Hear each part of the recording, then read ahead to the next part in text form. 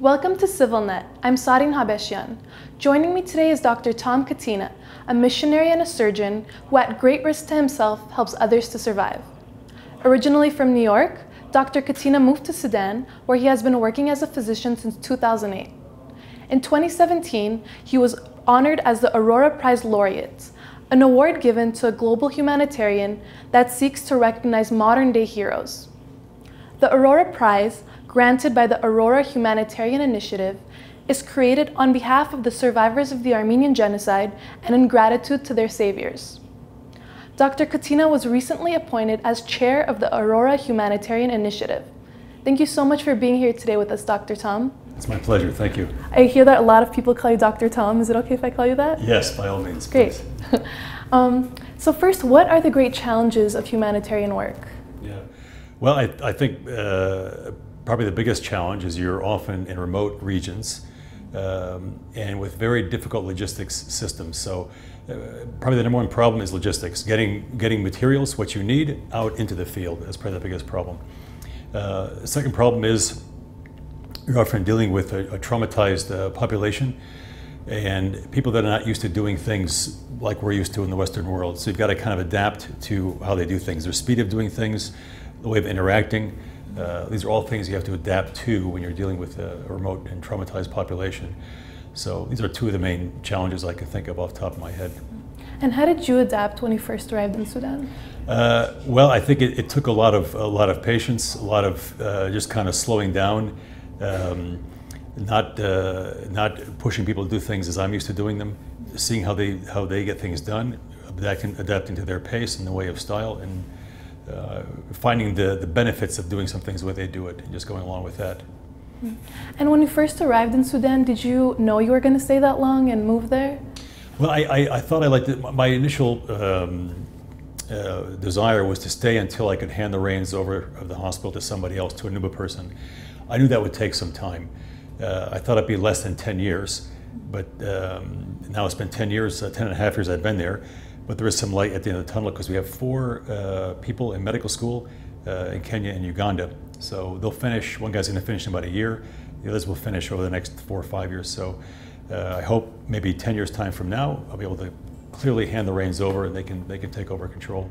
And then what do you plan on doing next?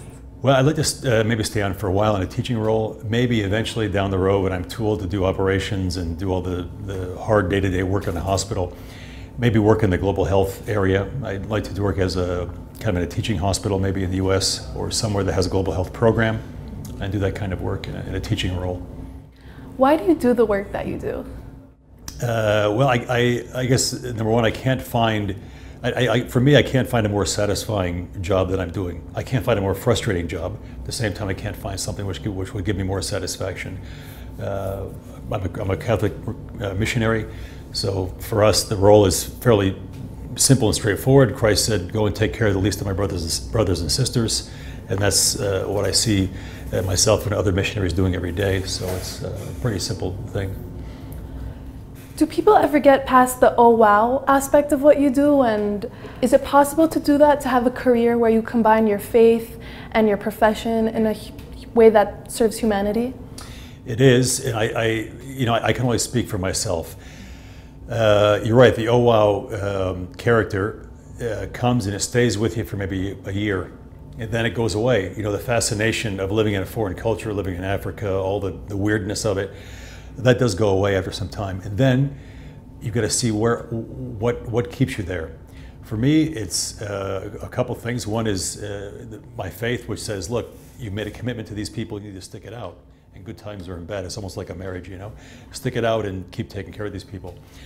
The other thing, of course, is you see the need, and this really pulls at your heart. You see yourself in an environment which doesn't have decent health care, doesn't have doctors. You say, look, let me just stick it out for the sake of these people here. And the people themselves kind of pull at you. The Nuba people are very resilient, they're very strong.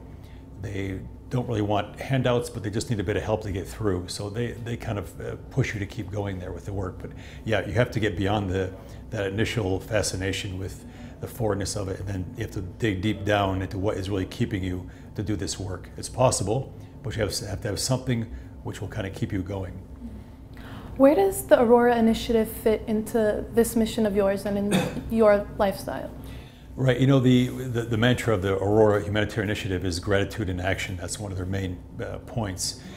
And, you know, for Aurora, the founders, they're finding a way to honor the people that helped their ancestors to survive the genocide.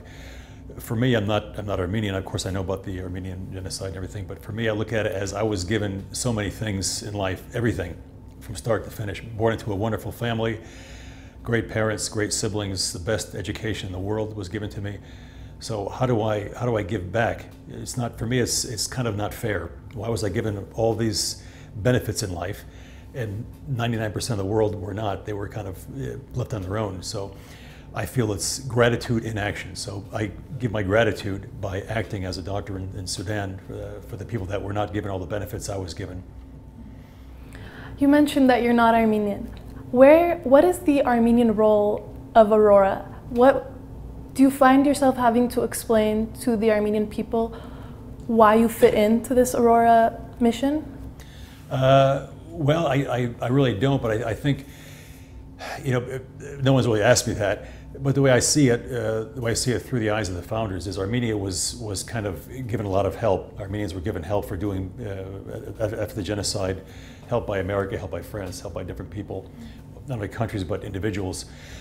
Now it's time for Armenia to kind of step forward and say, look, we were given help during our time of crisis, early time, then after the fall of the Soviet Union. Now it's our turn and our time to say, okay, to say the rest of the world, now we can also offer something. So, yeah, I think if I could parallel my life with those of the Armenians, I would say now it's also their time to come and give back to the rest of the world. Armenians have a lot to offer. You might think, oh, we're a small country, we can't do much, but Armenians do have a lot to offer. You're highly educated, people are motivated here, they're hard workers. You have a lot to offer the rest of the world. And the Aurora Prize awards its laureate $100,000. What role does money play in humanitarian work? How has it changed what you do? Yeah, well, I mean, admittedly, money plays a huge role in humanitarian work. No humanitarian, whether you're a mission doctor or an aid worker for some organization, can do anything without money.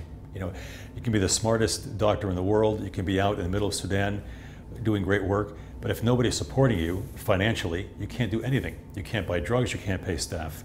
Without these things, you can't do anything. So money plays a huge role in any humanitarian endeavor. The prize also allows the laureate to give $1 million to organizations of their choice. What did you do with that $1 million? Right. So I had you can give that money to up to 3 organizations. So I chose 3 organizations: Catholic Medical Mission Board, African Mission Healthcare Foundation, and Action Kanchanaburi. Excuse me. These are relatively small organizations that do very good work on the ground. They support projects and initiatives in HIV care, and training of future doctors and nurses. They have leprosy projects, several different things they do, providing medicines for different hospitals in Africa. So I like these organizations because they're small, they're efficient, and they have their boots on the ground doing the work there on the ground. And have you seen an impact since? From the Aurora Prize? Well, yes. I mean, one of the reasons we as a hospital are still open is because of that $1 million prize. One of the organizations did give some money back to us to buy the medicines for 2018. Without that, we probably would have had to close. So I've seen a huge impact from that prize, yes. Can you tell me a little bit about the hospital that you work at? What is life like there? What are the patients like? Well, we're a 435 bed hospital, which is quite big actually in terms of how hospitals go. We have all the typical wards and departments, you know, children's ward, male and female wards, maternity care. We have a TB and leprosy ward and do a lot of operations every day. Most common diseases are the typical tropical illnesses: malaria, gastroenteritis, pneumonias. We have a lot of tuberculosis, is still very common. We have a lot of patients with leprosy, which in the rest of the world has pretty much been eradicated, but in Nuba Mountains is still endemic, meaning it's still a sort of a center for leprosy. We do a lot of surgery, as I said. We also see a lot of cancer, which people are really surprised by. And we're the only hospital for about 1,000 miles, offering any kind of chance for cancer care. We have chemotherapy drugs that we use quite liberally to treat many patients with cancer, all kinds of cancers, very strange ones and ones affecting all age groups. The work there is very busy.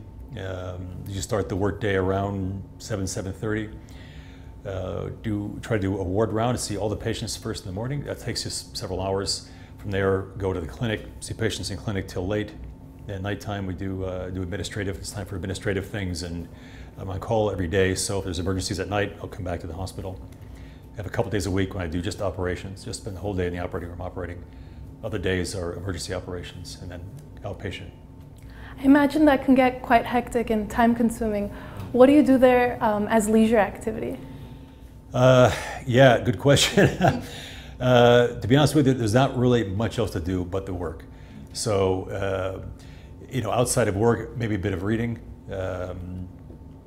Yeah, maybe go on the internet a bit. We do have internet. We have satellite internet, so I have some time to go through internet. But usually that's taken up with emails and kind of official, you know, things, administrative tasks I have to do. There's not much outside the work to be done. That's one of the detriments of working in such a remote location. There's nowhere to go out to. You know, no nightlife, restaurants, movies. That kind of is out of the question. It's very basic life, and it is somebody who's content with isolation to work there. And have you grown content with that isolation? I know you're from New York. It's a completely different atmosphere. Yeah, you know, I've been so long now in the bush. I almost feel more at home in that environment than I do back here in the developed world. So yeah, I've gotten quite used to that lifestyle, and I don't see it's for me. It's not a big deal. I kind of forget when people come out there for the first time. For me, it's become normal. But what's become normal for me is totally abnormal for somebody else. So I have to remind myself when somebody comes out to visit, or if they want to come out and stay for a while, you know, just kind of slow down and make sure they're a bit comfortable there in that environment. So, yeah. I read that some time ago when there was conflict in Sudan, they offered you a way out just to escape that conflict, but you didn't take that out. Can you tell me why?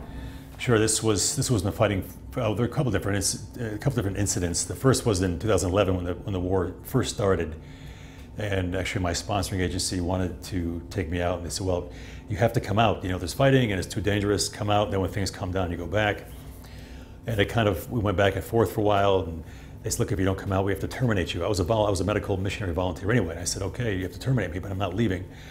The way I saw it, I didn't leave, and the sisters and priests that work with us didn't leave. And we all said, "Look, you know, this is the time of need for the people here, and we're here as missionaries. As a missionary, if you leave when things get difficult, you're not much of a missionary. You're not showing much of an example to the people of the love of Christ if you take off when things get tough." So we decided we're all going to stay and stick it out. And yeah, my sponsoring group ended up recanting and saying, "Okay, now we won't terminate you. You can stay on with us." And we kind of continued on the relationship, and things went fine. I mean, we were, of course, there were a lot of times when it was quite dangerous to stay there, but you know, God saw us through, and we made it.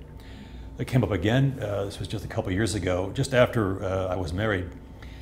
The rebel government where we live said, "Look, all the expatriates, all the foreigners have to leave because the Sudan army is planning to attack, and they might come to where you are and overrun the place." So kind of a similar thing. The few expatriates we had left, myself and the sisters and one of the priests decided to stay. And that ended up being a false alarm. They didn't actually attack our areas, so we just stuck it out. But we were, you know, we said, "Look, we have a commitment to these people. Let's stay, and come what may, these people can't leave either. So let's take our chances and stay with them, and trust in divine providence to see us through." And now, as the chair of the Aurora Humanitarian Initiative, you are traveling back and forth between Armenia and Sudan. Can you tell me a little bit about what work you're doing and what your time in Armenia has been like? Sure. So I just got here yesterday. Yeah, yesterday from from Africa, and it's kind of a one-year assignment. I'll be the chairman for 1 year. It'll be part-time here in Armenia. The other time we'll be back in the mountains of Sudan.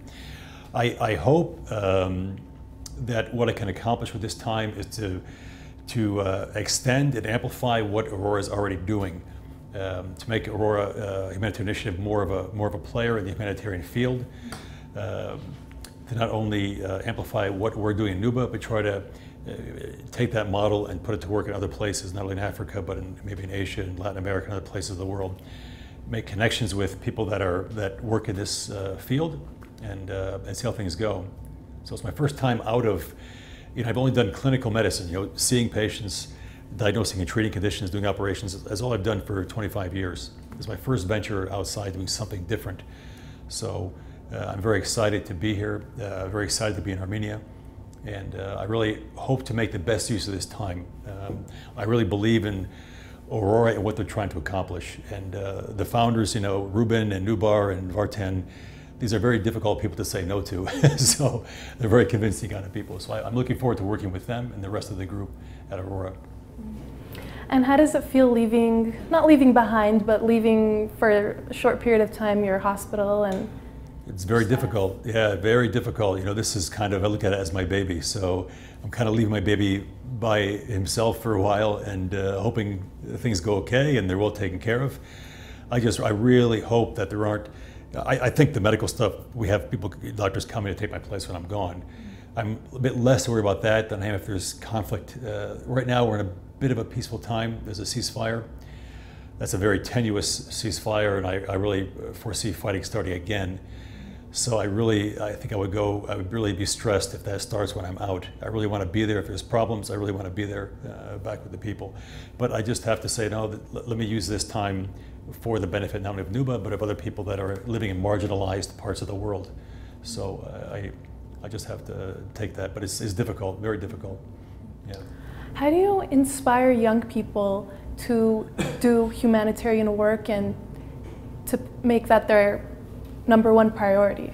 Right. I think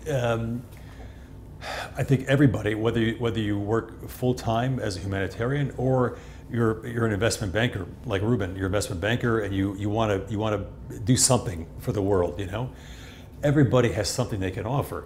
So I think I would just encourage everybody, if you have a heart for the poor and the marginalized people in the world, and there are many. Most people in the world are low middle income. This is the majority of the population. If you have a heart for those people with that kind of work, there is something you can do. If you're an investment banker working in Moscow or New York, you have financial resources.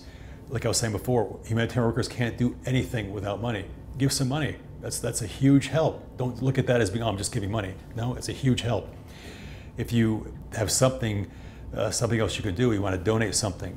You want to get yourself involved, just to go and learn about the situation somewhere. You want to go yourself to one of these areas and learn about it. That's something. That's a way to start. Then you see what projects are out there, what projects have a need. Maybe they need your skills. Are you a carpenter? Are you an electrician? What do you do with your life? Are you a tech person? I don't know anything about tech. So if I have somebody that comes to Nuba that knows how to do apps on one of these, what do you call these things? The smartphones. I pick their brain because I don't know anything about it. It's a huge help to us and to what we do there. Everybody has something to contribute. Just use your creativity, use your resources, and think for yourself, what can I do to help the poor and marginalized in the world? Everybody has something to offer. And I really want to have people believe that. Don't look at, say, oh, look at this guy, he's doing all these great things. I'm just doing what I like to do, and what is natural to me. It's not, I don't see it as any big deal, You and anybody else can do the same thing. Maybe not what I'm doing, but something else which is also very helpful, So I want to encourage people with that.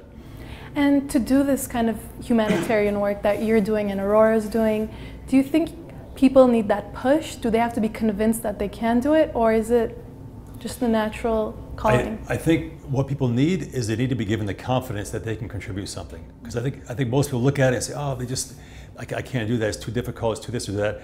Just to give them a little bit of confidence that, no, you can do something. If you're somebody that really is fearful about traveling and don't want to move somewhere, you can do something from your living room, There's always something you can do. I think people just need to be reminded and a little bit of a push to say, yes, you can also do something. I think these reminders, I think as human beings, we need reminders to remind us that, okay, you can also help. Otherwise we get a bit complacent. What are the things that make you curious? Make me curious? Well, I'm curious how things work. I've always had that interest. I actually studied mechanical engineering in college, and which is funny because I'm terrible in tech stuff. But I went to engineering because I was always curious about how things work, mechanical things. Now I'm more curious about how things work kind of in at a government level or international level, how do things work? Who moves the levers of government or of international organizations to actually move things forward? How do things happen, you know? So I have a curiosity about these kind of things. And lastly, what haven't I asked you that you think is important, that is a part of your message to the world? Well, you know, I think just going back to this theme of everybody has something to offer. I really want to stress that point. You know, for me, I don't want to. You know, for me, I'm a Catholic missionary. That's a very narrow focus. You don't have to be a Catholic missionary working in Sudan to do something. You can be anybody that can contribute to the betterment of your fellow man, and you will, whatever effort or time or money you put into helping somebody else, I promise you, you will get that back 100-fold in something. Whether it's just feeling good, you'll get 100-fold back. If you do something and do it out of your heart, so I'm doing this because I care about somebody else, you'll get that back in spades. No doubt about that. Well, thank you so much, Dr. Tom, for being here and for the work that you do. Yeah, thank you. Thank you very much. Thank you for watching CivilNet. I'm Sareen Habeshian. See you next time.